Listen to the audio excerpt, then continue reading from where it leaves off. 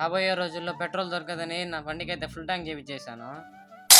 అస్సలాముఅలైకుం guys. Ramzan నెలలో రోజులు ఎంతో భిన్న అయితే గడిచిపోతున్నాయి. ఈ రోజు డేట్ 23 అనమాట. రోజు లాగానే షేరీ చేసుకోవడానికి మసీద్ కి అయితే వచ్చేసాను. ప్లేట్లు అన్నం పెట్టించుకుని కూర్చున్నాను. ఈ రోజు అయితే స్పెషల్ గా చికెన్ బిర్యానీ అయితే చేశాను. తినేసి షేరీ కంప్లీట్ చేసుకుని ఇంటికి వచ్చి పనుకునేసాను. 9 కి లేసి షాప్ దగ్గరకు అయితే వెళ్ళిపోయాను. షాప్ లో ఆఫ్టర్నూన్ వరకు ఉండి ఇంటికి అయితే వెళ్తున్నాను. ఇంటికి వచ్చేసి బిన్న ఫ్రెష్ అప్ అయ్యి నమాజ్ చదువుకోవడానికి మసీద్ కి అయితే వెళ్తున్నాను. రంజాన్ నెలలో ఈ రోజు 4th ఫ్రైడే అనమాట. రుజు చేసుకుని మసీద్ లోపలికి వెళ్ళి నమాజ్ అయితే చదివేశాను. మసీద్ లో కూర్చొని షాప్ దగ్గరకు అయితే వెళ్తున్నాను.